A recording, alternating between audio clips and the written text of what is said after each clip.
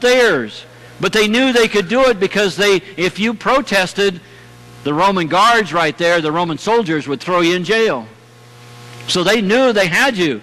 So they come to John and they say, what must we do? He says, be fair. Don't cheat people. Collect only what you're supposed to collect, and God will take care of you the rest of the way. Now, the third group of people was those that were probably the most feared of any of those groups, and that was the Roman soldiers. Because the Roman soldiers had power to make you do anything. They could come up to you and demand that you carry their shield and their spears and their swords and everything, and you would have to carry it wherever they went.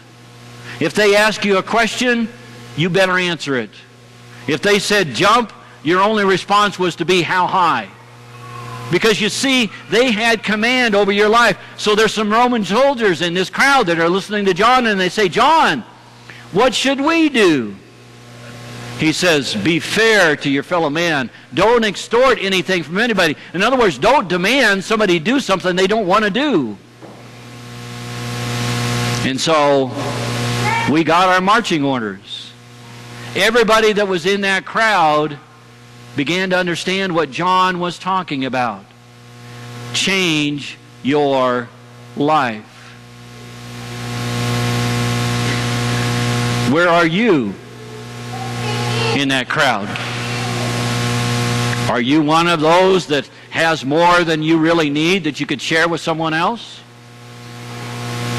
Have you collected more than what you really should from somebody? Even if it isn't money, it might be something else that somebody really wants and needs, but you don't. Could possibly be also that you're one of those soldiers that has the power to make people do things they don't want to do, so you use that power. John is saying, change your ways. So even in this spirit of Christmas, we still need to hear that message. If we are going to be ready to receive Christ into our hearts on this Christmas day, then we need to change our ways. We need to live that word. We need to do what the kids say, which is walk the talk, to do what you're supposed to do, and to only do it. I mean, if you're going to have that kind of thing and you want to be that kind of person, then you need to have those kinds. You need to be able to do it. You need to be able to do what is good. Share with what you have. Do what is important. So what did you expect? What did they expect? I mean, I thought it probably would have been easier for them, as if John had told them, well, just go climb up on that high mountain and shout from the mountaintop how good God is. But that isn't what he said. It might have been a little bit easier if John had said, well, just swim across the deepest sea. But that isn't what he said. He said, change your ways. Share what you have. Do what is good. Kind of sounds what Jesus said a little bit later on when he said, love the Lord your God with all your heart, mind, soul, and strength. And oh yeah, by the way, love your neighbor as yourself. I mean, those are the kind of words we need to hear. But it's also the kind of words we need to live. Because you see, if we just talk the talk and don't walk the walk, what good is it? You see, we need not only those words, but we also need to show people that we really mean it.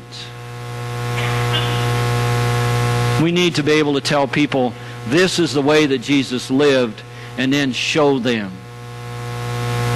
It isn't just the words that we say, it's the actions that live out those words that are important. So do you want to know the rest of the story?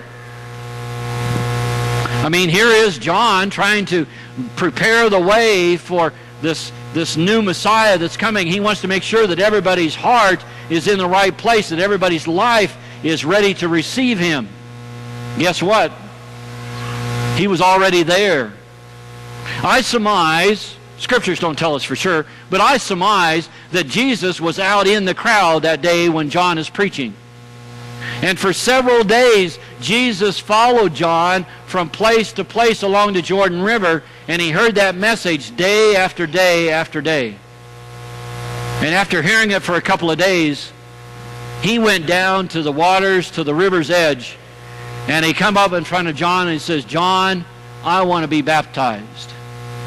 John recognizes Jesus and says, "Well, I'm not even worthy to untie your sandals. Why are you coming to me?" And I imagine that Jesus said, "It's time."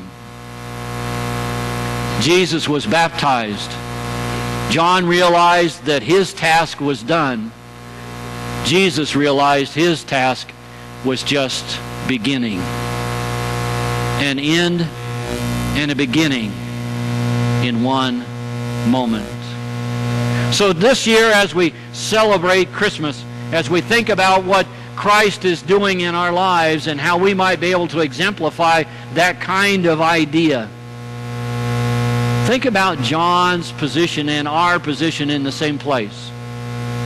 That our task is to introduce Christ into the lives of those around us, to share our lives with them that their lives might be changed, but also to understand that in that we become Christ's disciples, that we become the ones that introduce Christ to the world.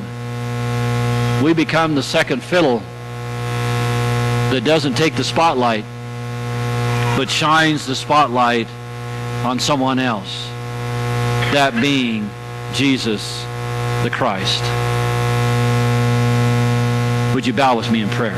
Gracious God, on this day as we celebrate, as we come together to worship, strengthen us, encourage us, guide and direct us. Help us to prepare the way for your Son, Jesus Christ, to come into the hearts of our neighbors, our friends, and the world. Help us, gracious God, to share the good news of your Son, Jesus Christ. We ask all of this in his name. Amen.